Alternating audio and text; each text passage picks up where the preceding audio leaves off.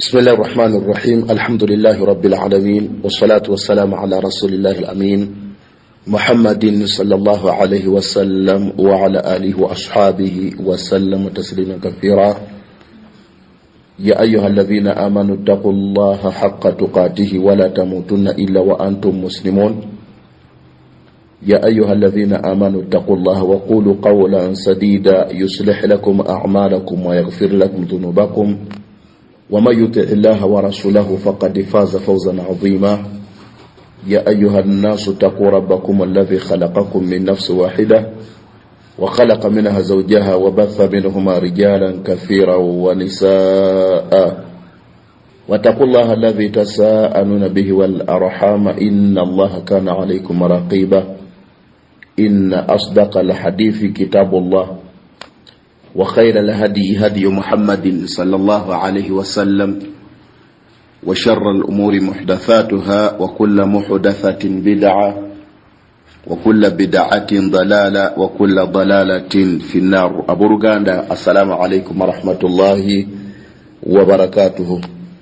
ويجتب الله سبحانه وتعالى تمبزا ننيني بوينزا ننيني ماتندا marungi ramajjuvu Allah tabaraka wa ta'ala atuwadde ekyengera kyaffe ekyobulamu era eyatusimira ekyengera ekyobusiraamu. Tumusaba Allah tabaraka wa ta'ala atusonyiwe byonoono byaffe byetukola nga tugenderedde ne byetukola nga tetugenderedde.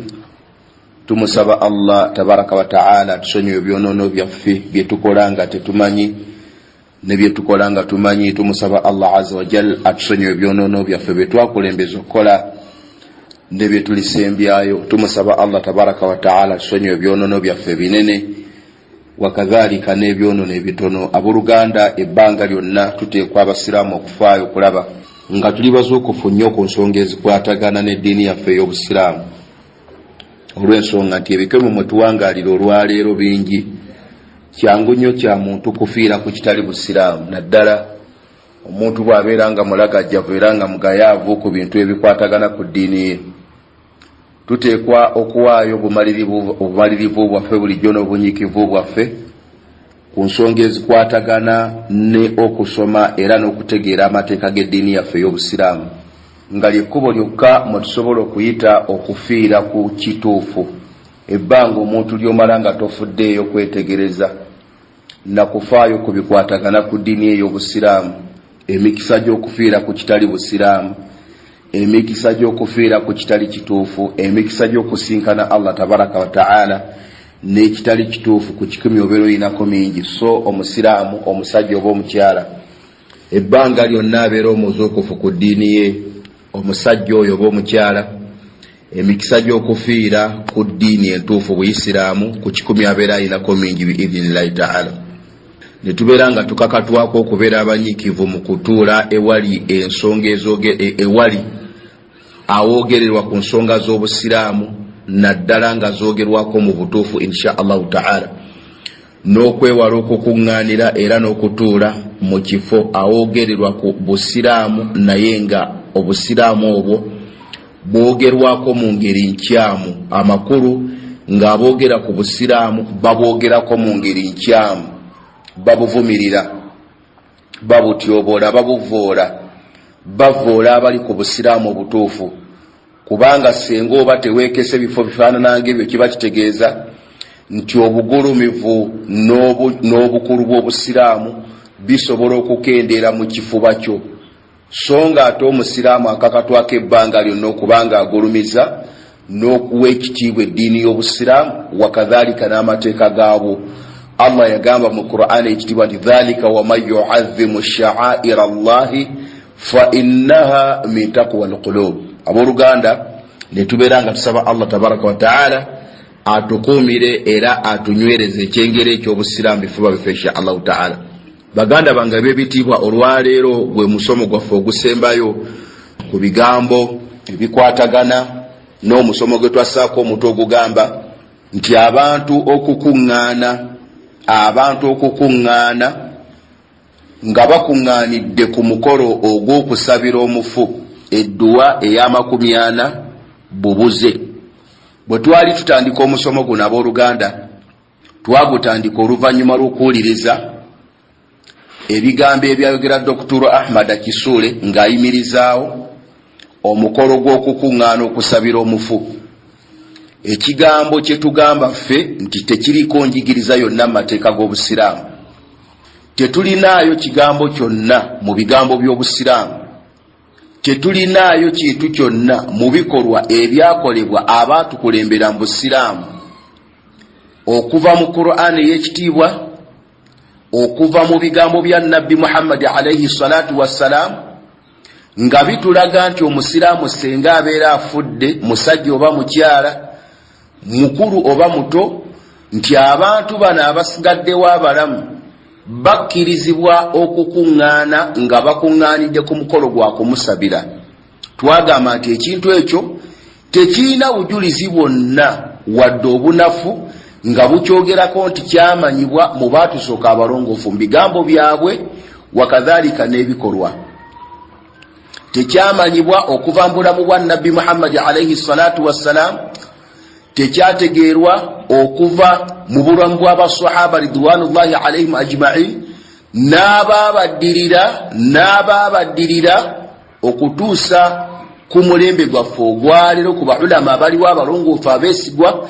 Tekyamanyibwa mu bigambo byabwe wadde ebikolwa byabwe nti mu Busiraamu mulimu ibaada ey'okukuŋŋaana okusabira omufu nga wayise ennaku 40 ng'omufu oyo afudde.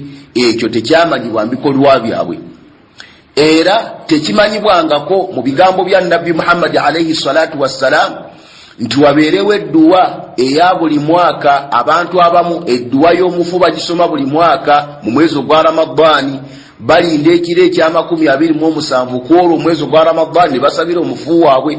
Tekyamanyika.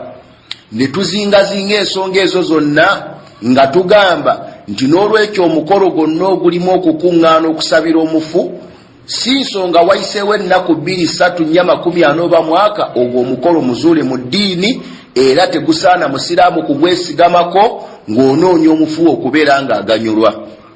Ne tugamba nti insha Allahu ta'ala tujja kwesembesa ebigambo bya Allah azza wa jalla, tujja kwesembesa ebigambo bya Nabbi Muhammad alayhi salatu wassalam, tujja kwesembesa entegeera y'abasahaba, tufune bikyomufu byafuna oba bikyomulamu byasobola okukolera omufu we, omufu ono n'abeera ng'afunamu. Kati omulundi gwaffe ogwayita twatunuulira ebifo omuntu mw'osobola okusabirira omufu wo, era ng'ebifo ebyo twabifunako obujulizi okuva mu bigambo bya Nabbi Muhammad alayhi salatu wassalam n'ensomesa ye n'entegeera y'abasahaba ridwanullahi alayhim ajma'in. Twagamba nti ekkubo erisooka omuntu okkirizibwa walagirwa okusaba Allah tabaraka wa ta'ala okubeera ng'asonyiwa omufu wo. Ne tugamba nti ekyo ekigambo tekiriiko kiseera, wonna wojjuukiridde omufu insha Allahu ta'ala saba Allah abeere ng'amusonyiwa. Ne tugamba ekkubo eryokubiri eryateekwawo amateeka g'Obusiraamu kyajja mu kigambo kya Nabbi Muhammad alayhi salatu wassalam, nga twakubirizibwa okubaawo mu kusaalira munnaffe ng'abadde afudde. Ne tugamba ekkubo eryokusatu mu makubo agaateekwawo eri oyo yenna ayagala okusabira omufu we, twagamba nti omuntu okuyimirirawo akaseera ng'omufu amaze okuziikibwa n'obeera ng'osaba Allah tabaraka wa ta'ala abeere ng'amusonyiwa era abeere ng'amunyweza.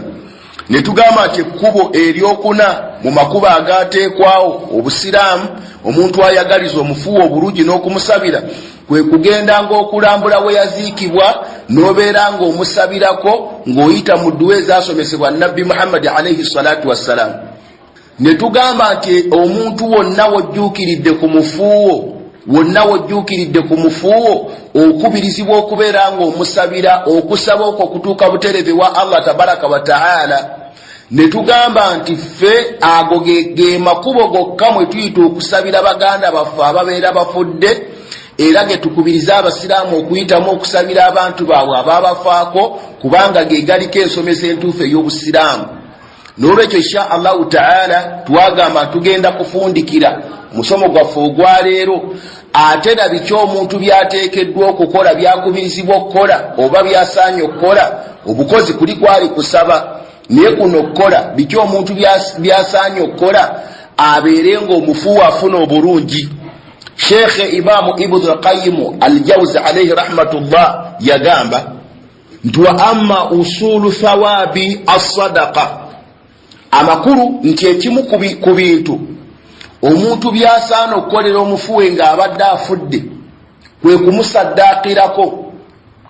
kumusaddaakirako n'akwata ekintu ekisaddaakwa n'akiwaayo gy'abeera akisaddaase ku nniya ey'empeera zibeere nga zidde eri omufuwe.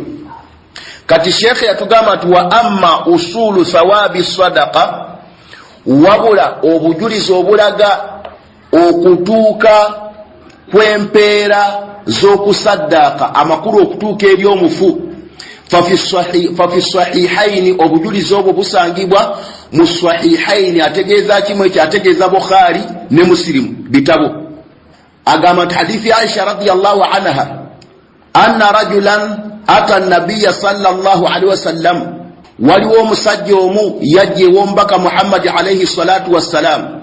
Faqal ya rasulallah, omusajja n'agamba nti owange omubaka wa Allah, inna ummi, nti maama wange iftalat nafsuha walam tuswa. Yagamba omusajja nti maama wange yafudde kibwatukira, amakulu omukyalo ono yalwala obulwadde bwa mwangu nafa. Kati sahabi agamba nti omusajja ono agamba Nabbi Muhammad nti maama wange yafiira yali talaamye, amakulu yali talaamye mu maali ye, nti muwembanga afudde mu maali yange mujjemu kino kisaddaakibwe. Agamba omusiraamu nga Aisha bwe yagamba radiyallahu anha nti wa adhunnuha law takallamati tasaddaqat. Sahabi agamba Nabbi Muhammad nti maama wange ono senga yasobodde okwogera nga tannafa, agamba nti wa adhunnuha, nsuubira era ndowooza ti law takallamat tasaddaqat. Omusajja ono agamba nti nsuubira oba ndowooza oba nkakasa nti maama wange ono aba kusobola kwogera nga tannafa, yali saddaase mu maali ye, yali badde akwata mu maali ye, amakulu yali badde alama nti bannange bwe mba nfudde mu maali yange mugibwemu ekintu gundi. Kakati osahabi agamba nti afalaha ajirun intasaddaqtu anha. Omusajja abuuza Nabbi Muhammad nti maama wange oyo asobola okufuna empeera senga nze embeera nkutte ne musaddaakira. Agamba Aisha radiyallahu anha nti Nabbi n'amugamba nti naam, bw'obanga okutte n'osaddaakira maama wo asobola bulungi okufuna empeera. Hadithi njiddamu. Aisha agamba radiyallahu anha ti anna rajulan ata nabiyya sallallahu alaihi wasallam faqala ya rasulallah inna ummi iftalat nafsuha wa lam tuswa. Omusajja yajja ewa Nabbi Muhammad basahaba n'amugamba nti ya rasulallah, maama wange yafudde kibwatukira, amakulu yafa kibwatukira, yafa mangu mangu nga talaamye. Wa adhunnuha law takallamati tasaddaqat. Omusajja agamba radiyallahu anhu nti senga maama wange oyo nkakasa nti senga yabadde asobodde okwogera amakulu nga tannafa, yali badde alaama. Ekyo kyategeeza yali badde alaama nti bannange ekintu gundi nkisaddaase okuva mu maali yange, naye teyasobodde kwogera. Kakati sahaba agamba nti afalaha ajirun intasaddaqtu anha, maama wange ono asobola okufuna empeera, afuna empeera nze senga mbeera nkutte ne musaddaakira. Yagamba Aisha radiyallahu anha nti Nabbi n'agamba nti naam, bw'okwata n'osaddaakira omufuwo n'osaddaakira maama wo afuna empeera. Ne kibeera nga obujulizi obwo obusooka butulaga nti omuntu yenna bw'okwata ekintu n'okisaddaakira ku nniya ey'omufuwo okubeera ng'afuna obulungi, Nabbi yatugamba alayhi salatu wassalam ti omufuwo afuna obulungi. Lwekyabo Oluganda kikulu nnyo omuntu yenna ayagaliza omufuwo obulungi okwesembesa obujulizi bwa Nabbi Muhammad alayhi salatu wassalam obwo, n'obeera ng'osaddaakira ku mufuwo, n'okwata kyokwata n'okiwaayo, n'osaba Allah tabaraka wa ta'ala empeera zidde eri omufuwo zijja kumutuukako butereevu kubanga kiriko obujulizi. Okusinga okwesiba bintu ebitaliiko obujulizi bwonna kuva ku Nabbi Muhammad alayhi salatu wassalam. Obujulizi obwokubiri, Ibn Abbas radiyallahu anhuma yagamba nti anna Sa'd ibn Ubada توفيت أمه وهو غائب عنها. ono sahabi gwe bayita Sa'd ibn Ubada yalimba Ansar. Ibn Abbas agamba radiyallahu anhuma nti anna Sa'd ibn Ubada tuwfiyat ummuhu wa huwa ghaibun anha. Nti Sa'd ibn Ubada yafirwa mama we nga Sa'd ibn Ubada taliwo, amakulu yali taliwo nga bonobera nga toli waka, mulwadde n'alwala nafa. Kati Sa'd ibn Ubada agenda okudda nga mama we afudde. Faqala ya Rasulallah inna ummi tuwfiyat wa ana ghaibun anha. Nti mama wange yafudde nga nange siri wa makuru nga mubuzeko amakuru nga siri waka, amakuru nga bwonodde waka ogenda okudda nga omulwadde yafa. Bibaawo bannange abooluganda nti omuntu n'ofiirwa omuntu nga toliiwo. Kakati ekyatuka ku Sa'd ibn Ubada, kati agamba sahabi radiyallahu anhu faqala ya Rasulallah, kakati agamba Sa'd nti mama wange oyo bwe yafudde nga siriiwo, fahal yanfa'uha in tasaddaqtu anha. Sa'd ibn Ubada abuuza nabi fahal yanfa'uha, mama wange ono asobola okugasibwa agasibwa in tasaddaqtu anha senga mbeera nga musaddaqidde. Qaal, nabbi namugamba alayhi salatu wassalam ti na'am, bw'obeera nga osaddaqidde maama wo asobola bulungi nnyo okufunamu omugaso. Faqaala, Sa'd kyava agamba fa inni ushihiduka anna haiti, nkukakasa owange omubaka wa Allah Muhammad alayhi salatu wassalam timazima ennimiro yange sadaqatun anha, saddaqa njiwaddeyo eri maama wange. Amakulu sahabi radiyallahu anhu Sa'd ibn Ubada n'akwata ennimiro ye nga bw'onoobera nga oyina ennimiro ye oba ya mwanyi oba ya miyembe oba yaki, n'agiwaayo ng'agiwereddeyo ku nniya nti ebibala byonna ebinaava mu nnimiro eyo ebeere sadaka okudda eri maama we. Naam, ekyo akijjawa akijja mu kubeera ng'owekitiibwa Nabbi Muhammad yamukakasa n'amugamba nti senga osaddaakira maama wo asigala nga afunamu.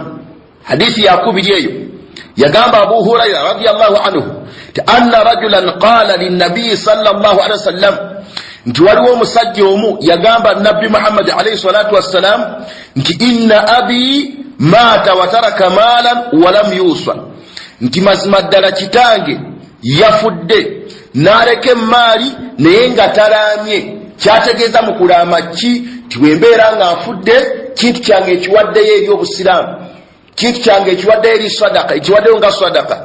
Fahal yakfi anhu Ibn Abu Hurayra agamba nti omusajja ono abuuza Nabbi nti kimalira kitange oyo okubeera nga nze nkwata ne musaddaqira? Nabbi n'amugamba alayhi salatu wassalamu ti na'am, bw'obeera nga okutte n'omusaddaqira kitaawo kimumalira. Ne tubeera insha Allahu ta'ala booluganda nga tubasaba timufeeyo okubeera nga musaddaqira ku bantu bammwe abaafa. Naam, okubeera nga mubasaddaqira ebintu eby'omugaso. Okwata ensimbi oziweeyo eri omuzikiti oguzimbibwa, okwata ensimbi oziweeyo eri essomero ly'obusiraamu erizimbibwa, okwata ensimbi oziweeyo obeeko omunaku gw'oyamba, obeeko omulekwa gw'oyamba, obeeko namwandu gw'oyamba, obeeko emirimu gy'obusiraamu gy'okola ku nniya ng'oyagala empeera ezinaavaamu zidde eri omufuuwo. Ekyo kye kigambo ekiriko obujulizi obunywevu. Tewali bujulizi bwonna bulaga nti mu bigambo bya Nabbi Muhammad mwajjiramu obujulizi obulaga nti omufu afunamu senga abantu bakuŋŋaana olw'eddweyo okumusabirira awamu. Wabula ebyo bye bimu ku bigambo ebyajja ebyaliko obujulizi. Kati Abu Hurayra agamba radiyallahu anhu nti Nabbi yagamba omusajja omusiraamu nti na'am, senga kitaawo n'obeera omusaddaaqidde asobola okubeera nga afunamu obulungi. Hadithi eyokuna Ibn Abbas, Abdullah ibn Amr ibn al-As radiyallahu anhu agamba nti kitaawe gwe bayitanga As ibn Wa'il nadhara fil jahiliya an yaqa mi'ata. Omusajja ono bamuyitanga As ibn Wa'il, amanyiddwa nga yafa ebyobusiraamu, kibamu ku basajja ababanyise nnyo obusiraamu kiseera ekiwanvu e Makka eyo. Kati mu jahiliya nga tannaba kusiramuka yajja ne yeeyama n'akola naviri nti ajja kusala eŋŋamiya 100. bwe yeeyama okusala eŋŋamiya 10 najjaafa nga tazisaze. Kati Amr ibn al-As agamba radiyallahu anhu nti wa inna Hisham ibn al-As nahara 55. Kati mutabani gwe bayitanga Hisham ibn al-As nasara ku lwa kitaawe eŋŋamiya 55. Kati wa anna Amran, kati ate Amr ibn al-As najje wa Nabi Muhammad alayhi salatu wassalam namubuuza ku kikolwa ekyo, kubanga Hisham amanyiddwa nti ye yalwawo bwe baseera bidayizo okubanga teyasiramuka. Bw'abanga yasiramuka kale nga yalwawo, ne Amr ibn al-As yasiramuka. Kati kitaabwe ow'abasajja abo ababiri gwe bamuyitanga As ibn Wa'il, mujahiliya yeeyama nti ajja kusala eŋŋamiya 10 najjaafa nga tazisaze. Kati mutabani we Hisham ibn al-As n'afuna obusobozi okusalira kitaawe ng'afudde, ekyo kyali yeeyama, n'amusalirako eŋŋamiya 55. Kati Amr ibn al-As radiyallahu anhu sa'ala an-nabiyya sallallahu alayhi wasallam an dhalika. Kiyakola Amuru nga ye tannasala kuba teyazisala, kyava jje wa Nabbi n'amugamba nti ya Rasulallah, kitaffe As yali yeeyama okusala eŋŋamiya 10. Bwe yeeyama okusala eŋŋamiya 10 n'atazisala. Kati muganda wange Hisham ibn al-As yamusalidde, yasaze ku lw'okweyama kwa kitaffe eŋŋamiya 55.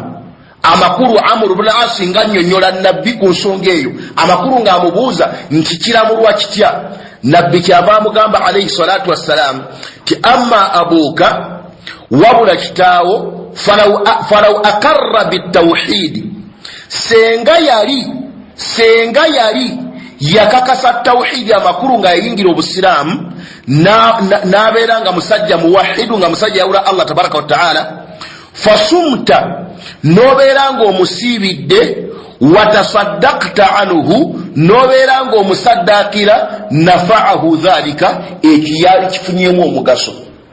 Omubaka agamba Amr nti senga kitaawe yali asiramuse wa aqarra tawhid, n'akakasa okwawula Allah tabaraka wa ta'ala, fasumta n'obeera ng'omusiibidde, watasaddaqta anhu n'obeera ng'omusaddakidde, nafa'ahu dhalika, ekyo kyali mugasizza. Okusiiba okwogerwako kwe kulwa. Okusiiba okwogerwako mu nsonga eno si kwe kusiiba okw'omwezi ogwa Ramadaan, wabula tujja kutegeera insha Allahu ta'ala wansi ku kigambo ekiddako. Obujulizi buno obukulembedde abooluganda, tulabye nti ekimu ku bintu omuntu byakkirizibwa, byakubirizibwa okukolera omufuuwe kwe kubeera nga amusaddaakira. N'olwekyo ekyo kyonna ky'obeera okutte n'okisaddaakira ku mbeera ey'enniya nti empeera zidde eri omufuuwo, omubaka atuwadde garanti n'atugamba nti omufuuwo agasibwa. Ekyo kye kimu ku bintu ebiteekeddwa okukolebwa omufuuwo senga abeera nga afudde insha Allahu ta'ala. Yagamba Sheikh Ibn al-Qayyim al-Jawzi, wa amma usulu thawabi sawmi, wabula n'obujulizi obulaga okutuuka kw'empeera z'okusiiba amakulu omuntu okusiibira omufuuwo n'abeera ng'afuna empeera, fa fi sahihaini, bujjibwa mu sahihaini Bukhari ne Muslim, hadithi Aisha radiyallahu anha, nga Aisha yagamba radiyallahu anha nti Nabbi yagamba alayhi salatu wassalam nti man mata wa alayhi siyamu swama anhu waliyuhu, nti oyo yennaafa ng'alina okusiiba kw'ataasiiba abantu be, omuntu wa kumusiibire. Kati okusiiba okwogerwako wano kwe kusiiba okw'okweyama. Senga omuntu yenna musajja mukulu oba mukyala mukulu yeeyama nti senga Allah subhanahu wa ta'ala anaabanga ankoledde ekintu gundi, nja kusiiba ennaku bwe ziti, naafanga okusiiba okwo takusiibye. Kakati omuntu woono ategeddeko n'abeera nga ategedde nti maama wange oba taata yeeyama okusiiba yeeyama nti Allah bw'anaamukolera ekintu gundi ajja kusiiba. Kati Allah yamukolera ekintu ekyo yafudde nga takusiibye, n'atakusiiba. Nabbi yagamba nti senga omuntu wona asigadde wa kumusiibira omufuna abeeranga agasibwamu nolwekyo insha allahu taala booluganda nekibeeranga tukakatwako tukubirizibwa okubeeranga senga omanyako ku mufuuwo ng'alina okusiiba kwe yeeyama naafa nga takusiibye kumusiibire bw'onoobeera nga okusiibye omufu wajja kubeera nga afunamu insha allahu taala. Yagamba Ibn Abbas radiyallahu anhuma tijaa rajulun ila nabii sallallahu alaihi wasallam, wajja omusajja omwe wa nabbi Muhammad alayhi salatu wasallam, faqala omusajja n'agamba nti ya rasulallah inna ummi matat wa alayha sawmu shahr. Yagamba nti maama wange yafudde ng'alina okusiba kwa mwezi. Kyategeeza mu ekyo ki ti maama wange yali yeeyamye okusiba ku lwa Allah subhanahu wa ta'ala omwezi, wabula naafa nga tagusiibye. Kati omusajja abuuza nabbi nti nkuliwe okusiiba okwo nkumusiibire?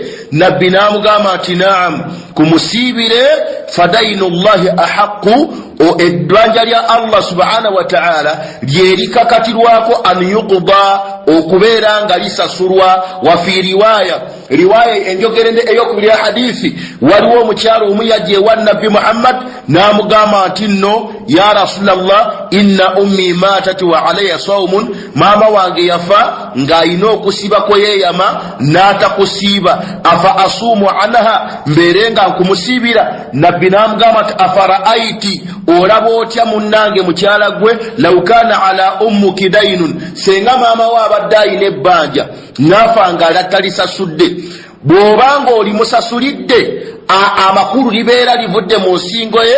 Kyala n'amugamba nti naam. Nabbi n'amugamba nti fasuumi an ummiki, beera ng'osiibira maamawo. Nekibeera nga obujulizi obwokubiri we tufuna, ekyokubiri kye tufuna, omuntu byakakatirwako okubeera nga akolera omufuuwe.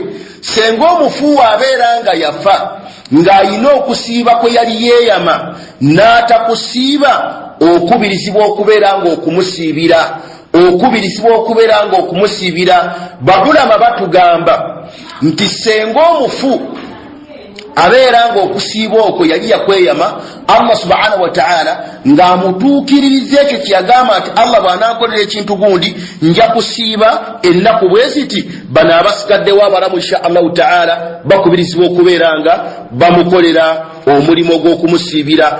Ensonga eyokusatu gye tukubirizibwa okukolera omufu waffe bw'abeera nga afudde, kwe kubeera nga tumukolera hijja nga bwe kyajja mu bigambo bya nabbi Muhammad, newakubadde nga waliwo niqash baina ahlul ilmi. Baulama abamu nga bagamba nti omuntu yenna senga afa ng'alese ebyobugagga n'abeera nga talaamye nti bwenfa bannange munkolere hijja okuva mu nsimbi zange, baulama abamu bagamba nti tetumukolera hijja okujjako ng'akitadde mu kiraamo. Abamu nga bagamba nti nedda, omuntu okolera omufuuwo hijja nawakubadde ng'abeera nga teyalaama, nawakubadde nga yali musajja mwavu, tugeze kitaawe yafa musajja mwavu nga tafunye busobozi bukola hijja. Kakati gwe mutabani we oba muwalawe Allah n'akuwa obusobozi n'ofuna ensimbi insha Allahu ta'ala, okubirizibwa omukolera hijja. Abu Hurayra naam, Sheikh yagamba Ibn Qayyim, wa amma wusulu thawabi lhajji, wabula empeera eziraga okutuuka kw'empeera za hijja eryomufu. Ibn Abbas yagamba radiyallahu anhuma ti anna mura'atan, waliwo mukyalo omu yali mu kika ky'aba Juhayna, jaat ila nabii sallallahu alaihi wasallam, yajje wa nabbi Muhammad alayhi salatu wasallam, faqalat, n'agamba nti ya rasulallah, owange mbaka wa Allah, inna ummi nadharat an tahujja falam tahujj, maama wange yeeyama nti ajja kukola hijja wabula hijja n'atagikola, hatta matat, okutuusa lwe yafudde nga atagikoze. Omukyala abuuza nabbi nti maama wange oyo mbeere nga mukolera hijja eyo? Nabbi n'amugamba alayhi salatu wasalam nti hujji anha, beera ng'omukolera hijja. Nabbi amugamba nti araaiti, olaba otya mukyala gwe, law kaana ala ummiki dainu, senga maama we abadde alina ebbanja lyonna, noli musasulira ebbanja eryo libeera limuvudde mu nsingo omukyala agamba nti naam nabbi kyabamugamba nti qudu dainullahi beeranga osasula ebbanja lya Allah tabaraka wa taala falillahi ahaqu bilqada Allah yakakatirwa okubeera nga asasulwa ebbanja lye. Abooluganda insha allahu taala waliwo obujulizi bungi obulaga ebigambo bino byekonyeeko naye akabanga tekatumala okubanga bonna buggwayo. Tugambye nti omuntu okubirizibwa okusaddakira omufu insha allahu taala ekyo tuli obujulizi bwakyo wadde nga mbufunda ne tugamba nti omuntu senga omufu abeera yeeyama okusiiba nga yeeyama nti senga Allah anaaba akoledde ekintu gundi nja kusiiba omwezi nja kusiiba ennaku 3 n'ofuna omukisa n'omanyako omufu onaafa nga tasibye ennaku ezo buli lw'omusiibira omufu ono abeera afuna obulungi. Ne tugamba mu ngeri endala nti era omuntu senga aba yafa nga takoze hijja kakati wano ekyajja mu kigambo kino nti senga omuntu yeeyama nti nja kukola hijja senga Allah anaakolera ekintu gundi. Naam nabbi yagamba nti ehijja emukolerwa neba ahlul ilmi wadde nga nizaa weeri naye ekiri rajihi ekigambo ekisinga okubeera ekituufu nti omuntu akkirizibwa okukolera omufu hijja. Kitaawo yafanga takoze hijja, nyoko nafanga takoze hijja, Allah nakuwa obusobozi insha Allahu taala mukolere hijja empeera zijja mutuukako. N'olwekyo abooluganda insha Allahu taala ebyo bye bintu bye twafuna bye twasangako obujulizi obutuufu obujulizi obunywevu okuva ku nabbi Muhammad alayhi salatu wassalam bye muba mwesibako bye birimu empeera insha Allahu taala. Bubanga tofunye busobozi bukola bintu binene kale insha Allahu taala kola akatono k'osobodde empeera zidde eri omufu insha Allahu taala bonobeera ng'ekyo kikoze munnange ojja kuba okoze obulungi Allah tabaraka wa taala ajja kuba omufuwo insha Allahu taala nga bw'onooba okyagadde. Jazakumullahu khaira. Tufundikidde abooluganda omusomo ogwo tugogeddeko emisomo kumpi giweredde ddala emisomo gibadde gigenda mu 10 naye nga kyetwagala okulaga abantu kwe kwewala okukolera abafu bammwe ebintu ebitaliiko njigiriza ya ddiini wabula mukolera abafu bammwe ebyo ebintu ebyajja nga biriko obujulizi obunywevu okuva ku ekitibwa nabbi Muhammad alayhi salatu wassalam omufuwo bwajja okufunamu. Amma bwe munaakola ebintu ebitaliiko obujulizi ebyazuulwa obuzulwa mu ddiini abafu bammwe tebagenda kufunamu ate namwe mugenda kufuna emisango ewa Allah tabaraka wa taala okukolera ku bintu ebitali bya mu ddiini. Jazakumullahu khaira. Subhanaka Allahumma bihamdika ashhadu an la ilaha illa anta astaghfiruka wa atubu ilayka. Assalamu alaykum wa rahmatullahi wa barakatuh.